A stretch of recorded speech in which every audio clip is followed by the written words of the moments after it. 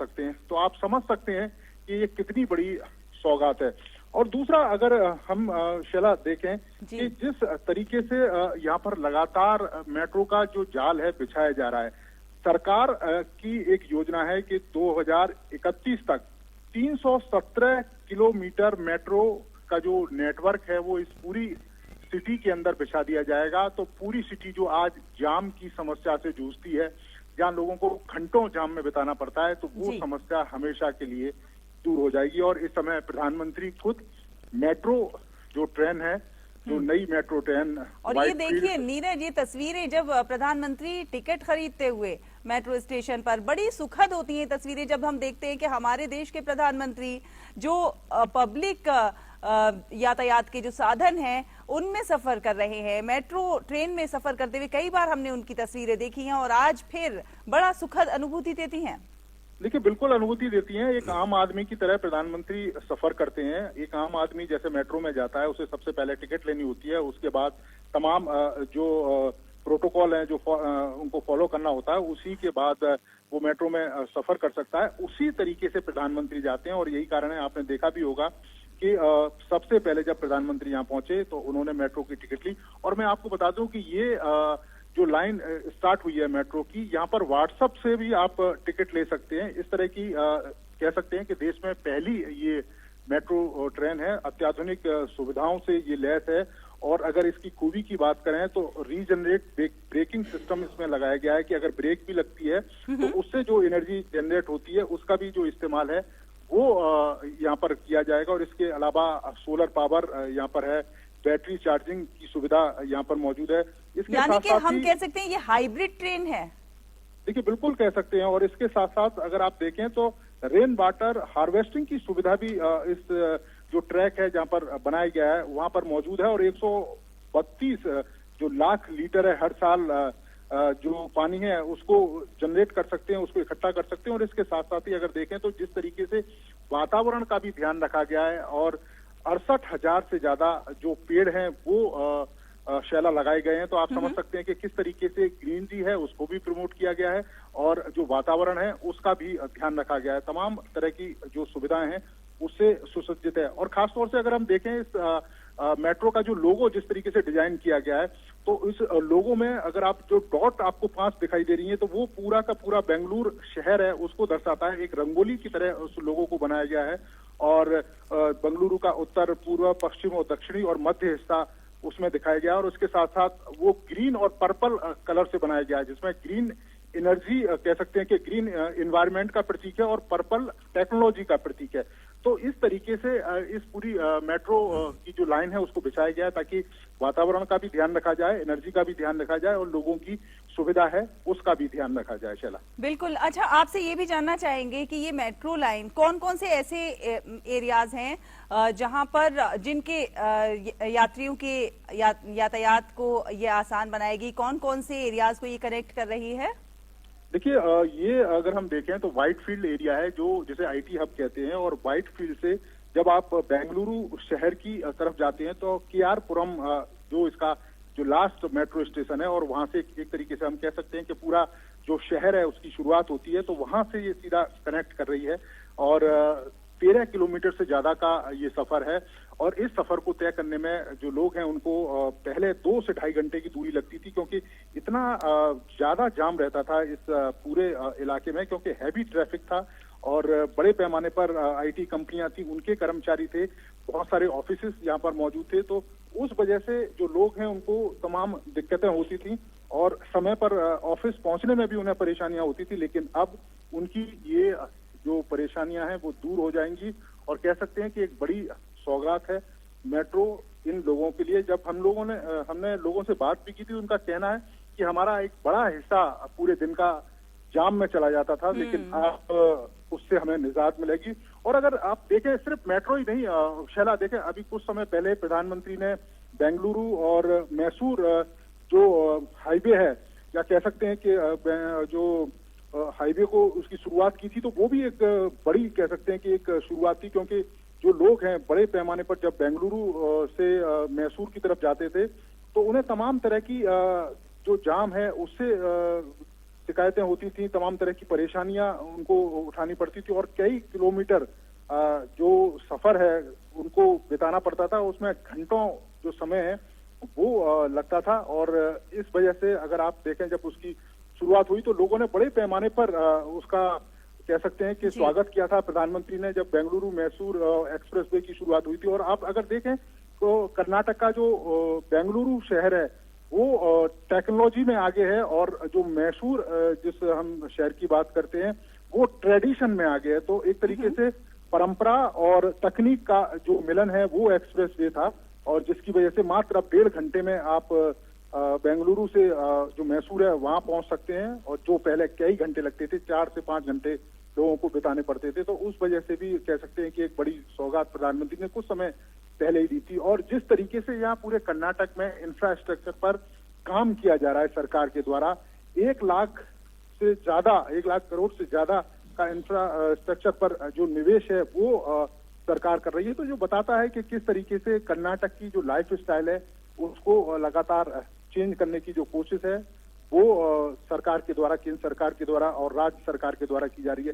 तो double engine की जिक्र लगातार प्रधानमंत्री करते हैं तो उसका तात्पर्य यही है कि केंद्र सरकार और राज्य सरकार मिलकर जिस तेजी के साथ काम करते हैं। अगर आप देखें कि जिस तरीके से किसानों के लिए सम्मान निधि प्रधानमंत्री रिलीज करते हैं, 6,000 रुपए सम्मान निधि मिलती है और 4,000 रुपए ऐड करती है कर्नाटक सरकार। तो इस तरीके से जो डबल इंजन का जो फायदा है वो सीधे सीधे आम जो लोग हैं उनको मिलता है। और ये जो मेट्रो ट्रेन है वो कहीं ना कहीं बताती है कि जो तकनीक है और जो इंफ्रास्ट्रक्चर है उस पर आने वाले समय में और भी तेजी के साथ विकास किया जाएगा। और आपने देखा भी था कि एक टारगेट भी है कि 2031 तक 300 किलोमीटर से ज्यादा का मेट्रो का जो ट्रैक है वो बिछा लिया जाएगा। बिल्कुल, और जब यातायात को रफ्तार मिलेगी तो विकास की गति को और ज्यादा रफ्तार मिलेगी। और प्रधानमंत्री नरेंद्र मोदी ने जिस तरह से आपने कहा कि व्हाट्सएप के जरिए भी आप अपना टिकट बुक कर सकते हैं, और प्रधानमंत्री नरेंद्र मोदी का तो हमेशा से जोर है डिजिटल इंडिया पर और डिजिटलाइज करने के लिए,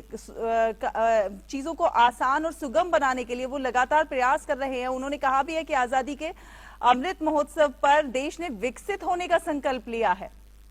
देखिए बिल्कुल 2047 तक देश को विकसित होना है और निश्चित तौर पर, और जब हमारा देश विकसित होने की राह पर आगे चलेगा तो तकनीक का भी हमें सहारा है वो लेना पड़ेगा। और आपने देखा भी होगा कि प्रधानमंत्री लगातार तकनीक का जिक्र करते हैं और तकनीक ने कितनी लाइफ बदल की है। और खासतौर से कोरोना काल में जिस तरीके से तकनीक का प्रयोग किया गया, आपदा में अवसर ढूंढे गए और हमारे तमाम जो वैज्ञानिक हैं और हमारे तमाम जो कारोबारी हैं जिस तरीके से उन्होंने काम किया, तो आज देश जिस तरक्की की राह पे आगे चल रहा है उनका एक बड़ा योगदान है। इसके अलावा तकनीक का एक बड़ा योगदान है। जिस तरीके से डिजिटल इंडिया प्रधानमंत्री ने लोगों के सामने रखा और जिस तरीके से लोगों ने उसका स्वागत किया, तो कहीं ना कहीं बताता है कि जो तकनीक है आने वाले समय में एक बड़ा जो रोल है वो प्ले करेगी। आपने देखा भी होगा कि किस तरीके से जो जनधन खाते खोले गए और जो केंद्र सरकार की तमाम योजनाओं का पैसा वो सीधा डायरेक्ट उन तक जाता है और बिना किसी मिडल मैन के थ्रू। पहले इस तरह की जो सुविधा है वो लोगों के पास नहीं थी। पहले एक बड़ा कमीशन बीच के लोग रख लेते थे, लेकिन अब ये बिल्कुल देखने को नहीं मिलता है। केंद्र सरकार की जो भी योजनाएं हैं उनका सीधा सीधा जो लाभ है वो लोगों तक मिलता है। आपने देखा होगा कि किस तरीके से गरीबों को पक्के घर दिए गए, गरीबों के घर में नल से जल जो है वो पहुंचाया गया, उज्ज्वला का जो गैस कनेक्शन है वो लोगों को, गरीब लोगों को दिए गए, बिजली के कनेक्शन हो, गांव तक सड़कें पहुंचाई गई, अस्पताल बने और लोगों का जो इलाज है वो कराया गया। आपने देखा आयुष्मान भारत के द्वारा किस तरीके से जो लोग हैं वो अपना इलाज करा सकते हैं। तो ये एक बड़ा चेंज है और यही कारण है कि जब 2047 की बात प्रधानमंत्री करते हैं कि हमारा देश विकसित होगा, तो उसमें ये तमाम जो तकनीक, भारत के लोगों का जो सहयोग, हमारे यहाँ पर जो नए नए उद्योग, हमारे यहाँ के जो व्यवसायी, तमाम तरह के नवाचार जो हो रहे हैं, तो ये एक बड़ा जो रोल है वो प्ले करेंगे। और निश्चित तौर पर जिस तेजी के साथ हमारा देश चल रहा है, 2047 तक हम इसे अब विकसित देश देखेंगे। बिल्कुल, 2047 तक विकसित देश हम इसे देखेंगे। और ये जो मेट्रो लाइन का उद्घाटन आज प्रधानमंत्री नरेंद्र मोदी करेंगे, ये सचमुच एक बहुत बड़ी सौगात होगी कर्नाटक वासियों के लिए, बेंगलुरु वासियों के लिए। क्योंकि नीरज, हम जानते हैं, हम और आप दिल्ली में रहते हैं और हम जानते हैं कि मेट्रो लाइन दिल्ली में आने से पहले किस तरह जाम की स्थिति होती थी। घंटों घंटों जाम में फंस जाते थे और कई दफ्तर जाने के लिए या कॉलेज जाने के लिए कई घंटे पहले निकलना होता था। लेकिन जब यातायात सुगम होता है तो बहुत सारी चीजें आसान हो जाती हैं और आप अपने मस्तिष्क को भी और ज्यादा बेहतर कामों के लिए इस्तेमाल कर सकते हैं।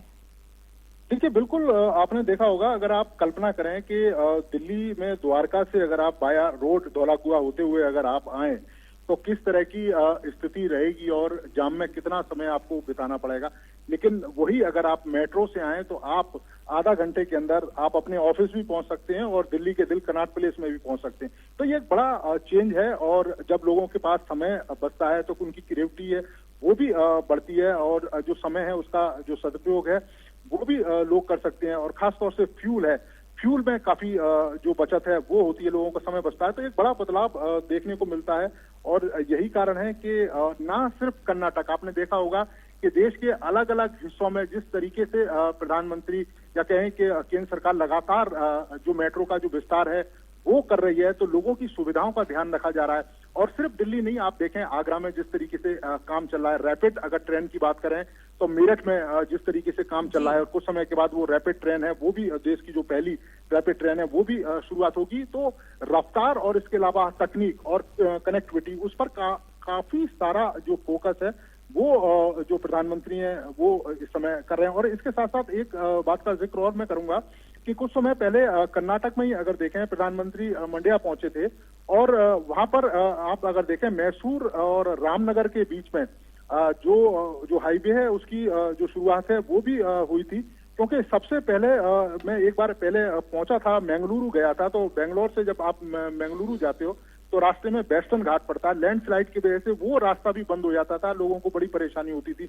लेकिन अब वो रास्ता अब हमेशा खुला रहेगा क्योंकि वहां पर भी तेजी के साथ जो काम है, मैसूर कुशीनगर जो हाईवे है उसका उसे चौड़ा किया जा रहा है ताकि जो कनेक्टिविटी है वो अच्छी होगा। और दूसरी सबसे बड़ी बात है कि अगर कनेक्टिविटी का विस्तार तेजी के साथ होगा, रफ्तार के साथ होगा, तो इंडस्ट्री का भी उसी तरीके से विस्तार होता है। और जब इंडस्ट्री का विस्तार होगा तो निश्चित तौर पर जो लोग हैं उनको रोजगार के तमाम साधन मिलेंगे और जो राज्य हैं वो तेजी के साथ विकसित होंगे। जब राज्य तेजी के साथ विकसित होंगे तो निश्चित तौर पर देश भी उसी तेजी के साथ विकसित होगा। और यही कारण है कि प्रधानमंत्री टेक्नोलॉजी के साथ साथ कनेक्टिविटी और कनेक्टिविटी के साथ साथ लोगों की जो सुविधा और उनकी जो परंपराएं उसका भी ध्यान रखकर किसी भी तरह का जो प्रोजेक्ट है वो तभी लोगों के बीच में लेके जाते हैं कि उनकी परंपराओं का भी ध्यान रखा जाए, कनेक्टिविटी का भी ध्यान रखा जाए और लोगों की सुविधा का भी ध्यान रखा जाए। कनेक्टिविटी का, परंपराओं का, इन तमाम चीजों का ध्यान रखते हुए प्रधानमंत्री तमाम प्रयास कर रहे हैं। और इस सबके साथ नीरज, पर्यावरण का भी पूरा ध्यान रखा जा रहा है। फ्यूल को किस तरह से और ज्यादा बचाया जा सके इस पर भी लगातार काम हो रहा है। आपने ही बताया कि ये ट्रेन इस तरह से निर्मित की गई है कि जब ये ब्रेक लेगी, ब्रेक के दौरान भी ये बैटरी को चार्ज करेगी और उस बैटरी से आगे चलेगी। तो कहीं ना कहीं किस तरह से फ्यूल सेविंग हो और भविष्य के लिए ईंधन की बचत हो, भविष्य के निर्माण पर काम किया जा रहा है। देखिए, बिल्कुल काम किया जा रहा है और इसका एक बढ़िया उदाहरण है कि अगर आप देखें कर्नाटक में जो गन्ना जो किसान हैं वो बड़े पैमाने पर गन्ने का उत्पादन करते हैं। तो अब गन्ना किसानों को बेहतर मूल्य किस तरीके से मिले, तो सरकार प्रमोट कर रही है कि गन्ना से एथेनॉल बनाने को। और आपने देखा होगा कि बड़े पैमाने पर जो गन्ना किसान है उन्होंने एथेनॉल बनाया भी और उसका फायदा भी हुआ। करीब करीब पिछले वर्ष में 20,000 करोड़ रुपए का एथेनॉल तेल कंपनियों को बेचा गया और इसका जो सीधा जो फायदा है वो गन्ना किसानों को मिला। तो आप समझ सकते हैं कि जो एनर्जी है उस पर किस तरीके से लगातार काम किया जा रहा है, जो फ्यूल है उस पर किस तरीके से काम किया जा रहा है कि जो लोग हैं उन तक जो पैसा है वो भी पहुंचे, लोगों तक सुविधा भी